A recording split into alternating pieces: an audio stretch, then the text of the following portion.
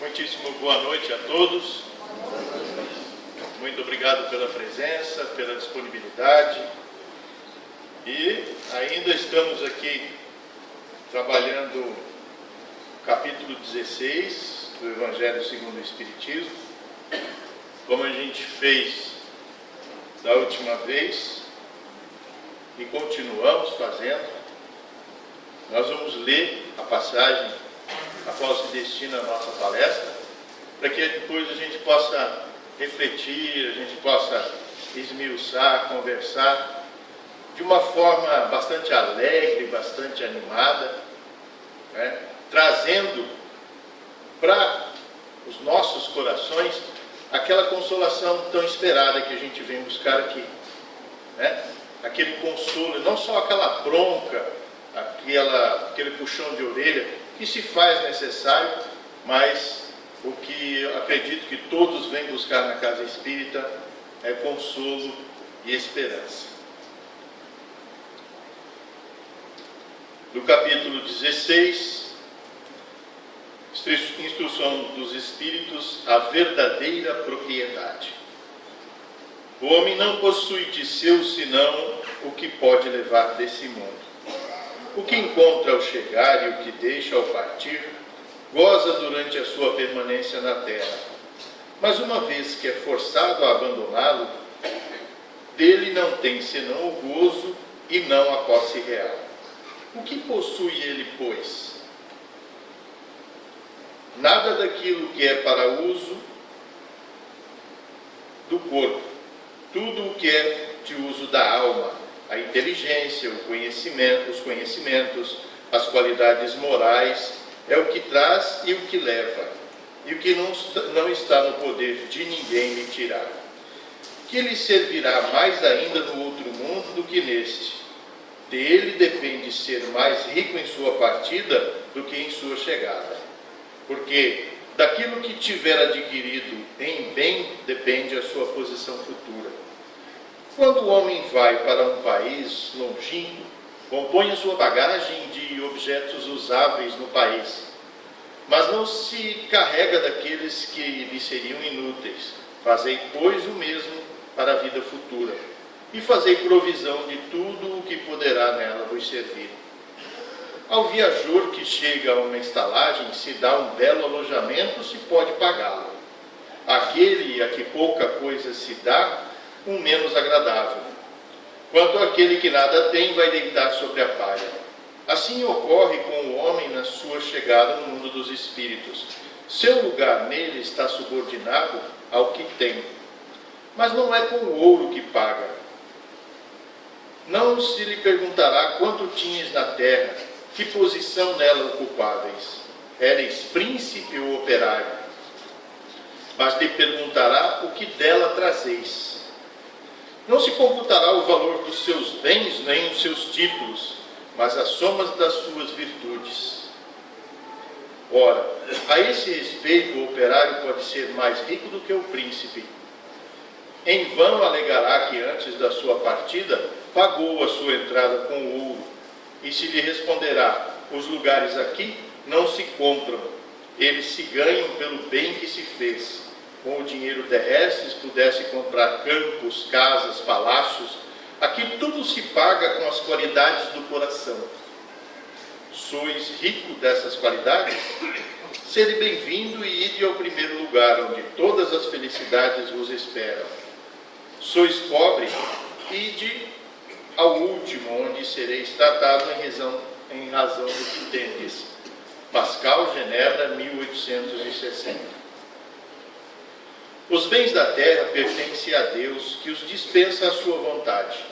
E o homem deles não é senão usufrutuário, o administrador, mais ou menos íntegro e inteligente. Eles são tampouco a propriedade individual do homem, porque Deus frequentemente frustra todas as previsões e a fortuna escapa daquele que quer possuí-la pelos melhores títulos. Direis talvez que isso compreende para a fortuna hereditária, mas que não ocorre mesmo com aquela que se adquiriu pelo trabalho. Sem nenhuma dúvida, se há uma fortuna legítima, é essa quando adquirida honestamente, porque uma propriedade só é legitimamente adquirida quando para o possuir não se fez mal a ninguém. Será pedida a conta de uma moeda mal adquirida, em prejuízo de outrem, mas do fato de um homem dever sua fortuna a si mesmo, leva mais dela em morrendo. Os cuidados que se tomam em transmiti-la aos seus descendentes não são frequentemente supérfluos? Porque se Deus não quer que ela lhe chegue às mãos, nada poderá prevalecer contra a sua vontade. Pode dela usar e abusar em sua vida sem ter contas a prestar? Não em se lhe permitindo adquiri-la, Deus pode querer recompensar nele, durante esta vida, seus esforços, sua coragem, sua perseverança. Mas se não a fez servir senão a satisfação de seus sentidos ou de seu orgulho, se ela se torna uma causa de queda em suas mãos, melhor fora para ele que não possuísse. Perde de um lado que ganhou de outro, anulando o mérito do seu trabalho. E quando deixar a terra, Deus lhe dirá: já recebeu a sua recompensa. Um Espírito Protetor, Bruxelas, 1861. Bom, hoje, quando eu estava lendo e relendo essa passagem para formular essa palestra para vocês, eu separei alguns tópicos, que a gente vai comentar. Primeiro, para nós analisarmos o que é propriedade. Quem sabe me dizer o que é propriedade? Bem adquirido. Um bem adquirido. Também, mas nós estamos falando do que é material, do que é próprio. Essa própria palavra no português já determina aquilo que é próprio do quê? Do meio. Vamos relembrar que nós somos seres espirituais numa experiência física. Nós somos filhos de Deus, nós viemos do plano espiritual e estamos aqui num mundo de provas e expiações, a fim de nós adquirirmos mais o quê? Mais experiência, conhecimento, entendimento, harmonização. Não é? Portanto, propriedade é aquilo que é próprio ao meio. Quando nós chegamos aqui, quando nós nascemos nesse planeta, quando nós encarnamos aqui, o que nós temos? O que nós trazemos? A gente vem engarrado lá com um maço de dinheiro na mão, uma pedra de ouro? Não. Né? Vem com um cabo de ligação na mãe só. A gente completamente dependente da nossa mãe, daquele ser que está nos gerando, está propiciando a aquisição do quê? Do corpo físico. Ah, minha família tinha propriedade, tinha casa, tinha carro, minha mãe, meu pai, certo? Que você vai usar até que você possa, através do seu trabalho, através do teu esforço, ter aquilo que é seu de direito pelo teu trabalho. Ah, meu pai e minha mãe morreu, ficou tudo para mim. Beleza, ótimo. Mas são propriedades deste meio, destinadas à nossa vivência nesse plano. Então, a verdadeira propriedade que nós temos é como nosso irmão falou, são os nossos bens morais. E agora a gente vai observando o que é meu. O que é meu de verdade? Já pararam para analisar? O que eu tenho na minha vida? O que é meu próprio? Que não é esse corpo emprestado, que não é esse meio que eu vivo, essa casa, essa família, que a gente diz que é meu, né? Quer ver a propriedade boa quando o cara casa, a mulher casa, meu marido, minha esposa. Estou vendo o povo um cutucar o outro aí. Viu? Tá vendo? Você vai ser minha, você vai ser meu. É por isso que muita gente anda matando os outros aí. Porque ainda reside na nossa mente os resquícios das vidas anteriores em que tudo era considerado do dono. A esposa, o servo, a serva, o escravo, o camelo, o jumento. Tinham uns que tinham países, tinham impérios,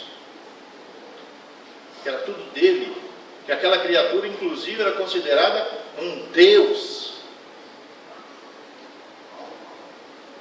Então, são reminiscências que nós trazemos. Hoje a gente vê muito, principalmente as questões de feminicídio.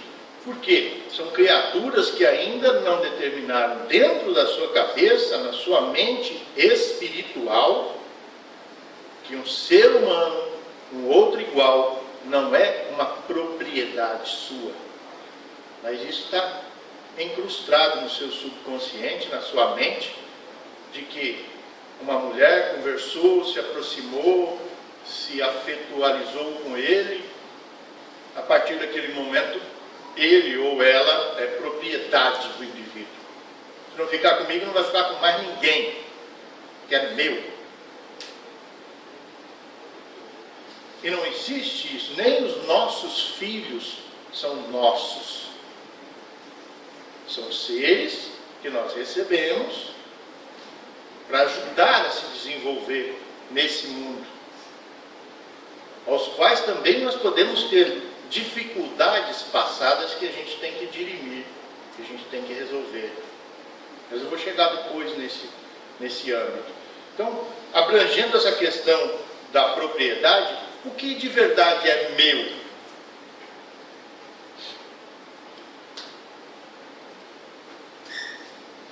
Existe uma coisa que foi colocado dentro da gente, por Deus, graças a Ele, né, que se chama consciência.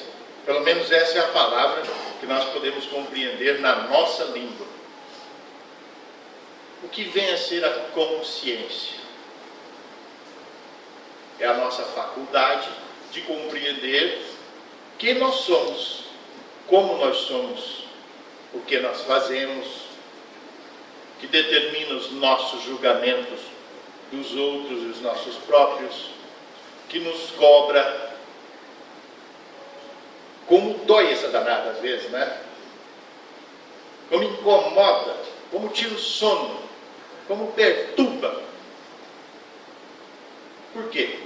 Porque né? Que a gente entende por consciência, essa coisinha que Deus colocou no nosso íntimo, que é responsável pelos nossos castigos, pelas nossas provações, pelas nossas dificuldades. Porque uma consciência límpida, alva, branca, que não remói nenhuma culpa, nenhuma dor, nenhuma tristeza, né? Que recende amor, está de boa.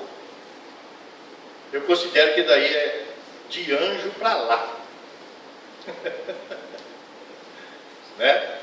Eu não sei o nome do próximo, foi anjo, querubim, não sei o quê. Não sei essa graduação, mas eu acredito que deva ser daí para lá. Mas isso é ruim? Não. É isso que faz com que a gente vivencie essa nossa história aqui nesse plano. Porque a gente encarnou aqui, Deus nos deu essa chance de a gente estar aqui, né? De a gente ter essa experiência maravilhosa que é a vida nesse plano. Aí tem gente maravilhosa, é maravilhosa sim. Por que, meus queridos irmãos? A nós é dado a condição de nós vencermos as nossas dificuldades através de múltiplas experiências. Várias vezes, muitas vezes, nós somos trazidos, nós encarnamos nesse mundo, e o próprio Jesus nos disse: não saireis daí até que pagues pelo último ceitil. Pelo amor de Deus, se eu ficar pensando aqui, então, vou ficar aqui, vai ter o planeta Terra, vai nascer e morrer umas 20 vezes, eu ainda vou estar aqui. Mas é bom que a gente pense assim, porque a tua consciência te despertando que você ainda tem muitos erros. E o erro não é um peso extraordinário da alma. O erro é inerente ao nosso aprendizado. O que tem muita dificuldade é que a gente coloca uma coisa no meio disso que se chama culpa. E a gente fica se culpando porque meu filho não faz as coisas direito, porque a minha filha não estuda, porque meu marido é assim, porque a minha esposa é assim, porque a minha avó que morreu não sei quantos mil anos fazia isso. E a gente se sufoca. E nós esquecemos do que eu falei aqui. O que é meu? É o meu problema e a minha vontade de melhorar. Entenderam qual é o nosso consolador prometido, que a doutrina espírita tanto nos coloca? É esse despertar interno dentro de mim, com a minha consciência, de que eu ainda tenho muitas mazelas, muitos defeitos, muitas dificuldades, mas que, aproveitando dessa vontade superior, eu quero mudar. Só não vamos esquecer que, por estarmos num mundo de provas e expiações, nós somos espíritos saídos da mão do Criador de muito pouco tempo. Embora a gente tenha já, para a nossa cronologia, muito tempo de existência, nós somos espíritos muito novos. Nós temos muito que aprender. A única questão é a gente não ficar apaixonado, gostando de errar. Ou seja, recalcitrando no erro. Então, o que é meu? A minha qualidade moral. Foi uma das primeiras coisas que foi colocado aqui nessa passagem do Evangelho que a gente leu. Qualidade moral, que é determinada pela nossa consciência. E como é que a gente começa a mudar isso? Como é que a gente pode colocar um pouquinho mais de combustível nessa qualidade moral? Através do quê? Quem sabe me dizer? Conhecimento. Exatamente. Conheceis a verdade e ela nos libertará. Palavras de Jesus, repetidas por quase todos os apóstolos, insistentemente ensinada por São Paulo, aproveitada ao máximo por Kardec, nós vamos chegar lá. Conheceis a verdade e ela vos libertará. Qual é a minha verdade? Isso é tarefa para casa, tá? Qual é a minha verdade? Quem sou eu? Esse dia eu estava rindo demais. Eu gosto muito de escutar as preleções do pastor Cláudio Duarte. E eu rachei de rir quando ele falou que o homem e a mulher têm que ficar pelado. Aí todo mundo, tem que ficar pelado. Nessa hora a gente precisa ficar pelado. Se desnudar de todas as nossas máscaras, toda essa roupagem que a gente tem, e ficar nu consigo mesmo e refletir: quem de verdade sou eu?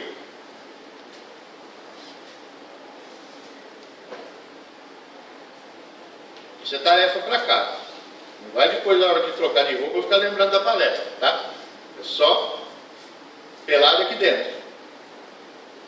Se desnudar, se abrir, Tem gente que vai chorar, tem gente que vai rir, tem gente que vai...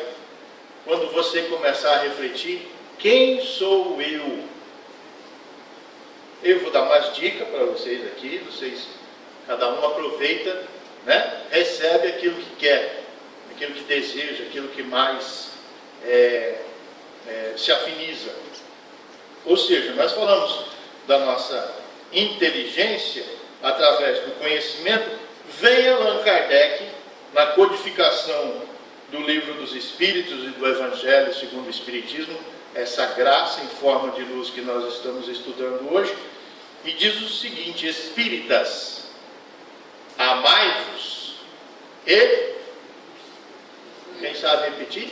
Instruí-vos. Então lá, na revelação de Jesus, Jesus disse o quê?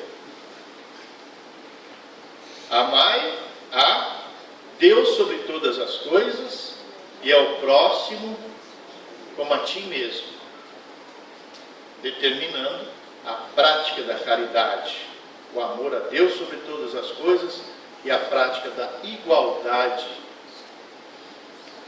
pela caridade.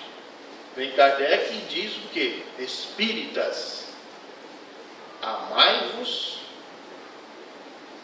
reafirmando o que disse Jesus, e instruí-vos. Por quê? Voltando no ensinamento de Jesus: conheceis a verdade e ela vos libertará. Ela vai te dar o rumo, e essa verdade é primeiro nós descobrirmos quem nós somos. Qual a minha finalidade nesse mundo? Célio, mas isso é difícil de descobrir. Eu estava lá preparando para me reencarnar, algum espírito cochichou no meu ouvido, eu tomei uma decisãozinha, depois veio um, passou uma borracha, apagou tudo, eu cheguei aqui pelado, né? Nasci chorando, feio, com o focinho tudo inchado, e agora você quer dizer quem que eu sou? Como é que eu vou lembrar disso? Como é que eu vou saber o que eu vim fazer aqui? Mas aí vem aquela coisinha que eu falei que Deus colocou aqui dentro, que é a nossa consciência. E quando a gente entra em relação com Deus, gente, é muito profundo isso, muito interessante. Quando você para pensar e fala: Deus, eu quero descobrir quem que eu sou de verdade, me ajuda, me orienta, pede para o meu espírito guardião me ajudar, e você se deita, e você dorme, no outro dia parece que o mundo modificou. Mas isso tem que ser de verdade, não adianta ficar prestando atenção no Senhor Jesus, fala comigo, né? Mandando um zap para as amigas: estou fazendo aquilo que o palestrante falou. Nada disso. É um foco, um direcionamento, uma conversa franca e definitiva com Deus.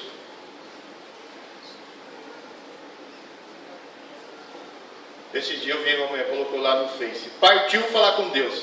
Mas morreu. A mulher tinha ido rezar. Né? Então, nós precisamos analisar as profundezas do nosso íntimo.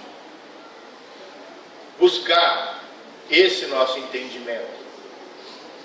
O que eu estou falando aqui pode parecer assim uma coisa bastante distante, mas é pela prática que a gente adquire a perfeição. Se a gente não tentar, se a gente não der o primeiro passo, se a gente não buscar fazer, pode ser que na primeira vez não dê certo, mas eu vou tentar mais uma. Eu já faz 32 anos que eu estou tentando, só para ver.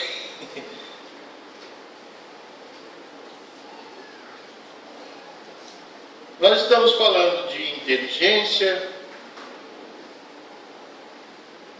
do conhecimento, e vamos falar um pouquinho sobre as qualidades morais. Alguém já deve ter ouvido as palestras dele, seu Dieter, sempre que eu assistia as palestras deles, eu ouvia ele dizer o seguinte: a gente muitas vezes faz uma analogia nossa própria, e uma vez eu mandaram fazer uma lista das qualidades e dos defeitos. As qualidades é uma folhinha assim, os defeitos eu não vou contar, mas por quê que a gente enxerga mais os nossos defeitos? Nós, vale ressaltar, estamos no mundo de provas e expiações. Aqui tudo é difícil, a densidade moral é bastante pesada, existem muitas pessoas, muitos espíritos em sofrimento, em dor, é difícil. Então a gente tende, quer ver? Faz uma experiência, isso é uma experiência basicamente que científica. Tá? Você acorda bem, né? Sou eu aquele moço bonito, aquela moça bonita, sou eu que estava comendo um pudim, você acorda feliz, que beleza, domingo cedo, né? Não vou fazer nada hoje. Aí, você liga a TV. 5 minutinhos. 5 minutos. Se você fizer um parâmetro e parar para pensar e olhar, você vai estar quase chorando. Porque o que passa na TV, num jornal? Passa 10 notícias ruins em uma média. Morreu, matou, corrupção, e o fulano falou isso do fulano, e o outro rebateu, e disse isso, e falou aquilo. É fofoca pura.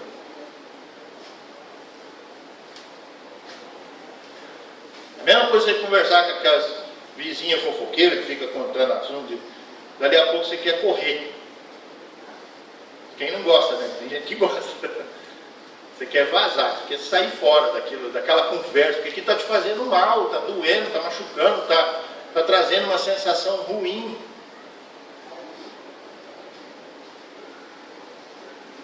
Então é disso que nós estamos falando, porque nós somos, como disse Jesus, vós sois deuses, sois luzes de Deus. O teu espírito é límpido, é brilhante, é para o bem, é do bem, é de Deus. Quando eu falo que a gente se enche de máscara, que a gente se camufla, é nisso que a gente está falando. Por quê? Nós é que atraímos para nós toda essa coisa ruim que a gente vivencia. Porque quando a gente está com a mente elevada, buscando as nossas melhores qualidades morais, pensando bem, rezando, procurando mandar energia boa, procurando ver o bem das pessoas, perdoando. São só alguns poucos exemplos. A nossa aura brilha e nós ficamos bem. Nós melhoramos o nosso aspecto físico, nosso aspecto moral, nós atraímos coisas boas, nós atraímos prosperidade, saúde, boas pessoas, boas relações.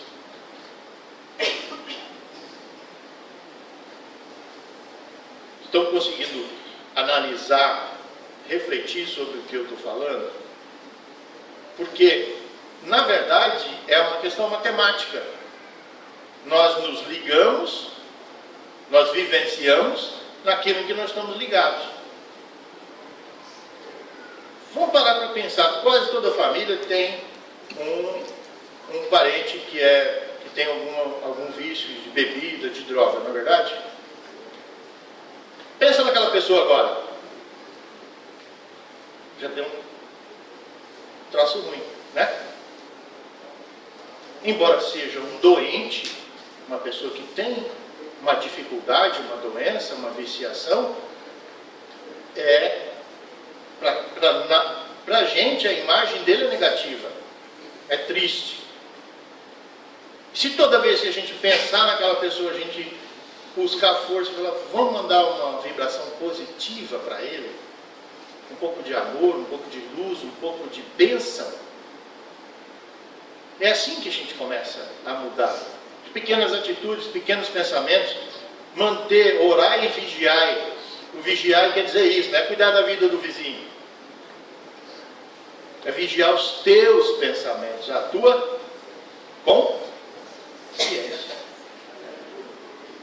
Porque essa palavra já determina aquilo que nós precisamos. Consciência. Você está ciente, recebendo aquilo que é bom, aquilo que é legal e aquilo que vai te fazer bem. A nossa mente é um gerador de caracteres. Tudo que a gente emite, a gente recebe. Se você emite boas energias, é o que você vai ter. Essa, meus irmãos, é a nossa verdadeira propriedade. A que nós temos aqui para a gente trabalhar. Os bens materiais, por maior que seja o seu caixão, vai ficar aqui. O genro vai gastar, o cunhado vai torrar tudo, se a gente deixar bastante dinheiro, né? Quem não merece muitas vezes vai usufruir, mas eu quero deixar minha família segura, eu quero deixar minha família bem. Ensina a estudar e trabalhar. Quer que teu filho seja bem sucedido? Estuda e trabalha. E dá o exemplo. Aquela história de que faço o que eu faço, faço o que eu digo, mas não faço o que eu faço, não funciona. As pessoas da nossa família, nossos filhos, a nossa descendência, só vai aprender através dos nossos exemplos, através daquilo que a gente direciona, através daquilo que a gente vivencia. Por isso que eu disse que a doutrina espírita é, na verdade, o despertar desse consolador prometido dentro da gente. Conforme a gente vai aprendendo e fazendo isso que eu disse, nós vamos melhorando e tudo vai dando certo, e tudo vai ficando bom, e tudo vai se resolvendo.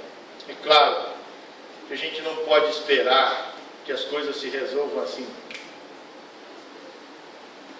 do dia para a noite, no estalar de dedos. Não.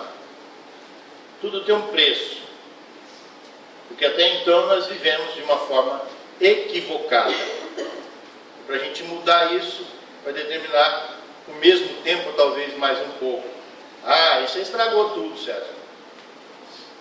Mas nós precisamos também exercitar a nossa paciência. Porque estamos num mundo de provas e expiações. E precisamos do nosso quinhão de colaboração para que esse mundo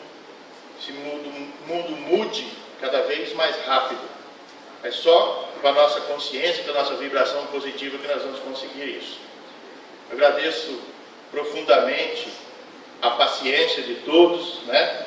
Peço desculpa pelas brincadeiras, mas a minha maneira de pensar, a palestra pública, ela é feita justamente para trazer amor, direcionamento, carinho e afago a esse nosso peito já tão conduído por tantas tristezas e dores. Né? Não é lícito chegar aqui e ficar cobrando e é isso, é aquilo. Porque para mim a melhor notícia do mundo quando eu me tornei espírita foi saber que não existia inferno. Eu achei que eu já estava lá na porta, batendo. Abre aí que eu quero entrar. Então, que esse Deus maravilhoso que a gente encontra através do conhecimento, através do estudo, principalmente, primordialmente, das obras básicas e do Evangelho, segundo o Espiritismo, nos traz um descanso, um coroamento das nossas crenças em Deus. Porque esse Deus maravilhoso que nós temos, com certeza não quer o nosso mal. Às vezes o mal é necessário para que a gente aprenda. Mas existe outra maneira de aprender sem passar pelo mal. Essa que é a graça do Espiritismo. Existe uma maneira de você aprender sem que você tenha que sofrer. Ou seja, um ato de amor encobre uma multidão de pecados. E é essa troca que Deus pede para a gente fazer. Nos parece ainda distante e difícil, porque a gente se deixa levar por esses problemas da vida, que são inerentes a esse mundo, a essas condições. O que a gente tem que fazer é chacoalhar a poeira e seguir em frente. Muito obrigado, que Deus, que Jesus, que os Espíritos amigos possam levar vocês para os seus lares e deixar aquele cheiro de perfume maravilhoso que emana do céu de Deus. Muitíssimo obrigado. Boa noite.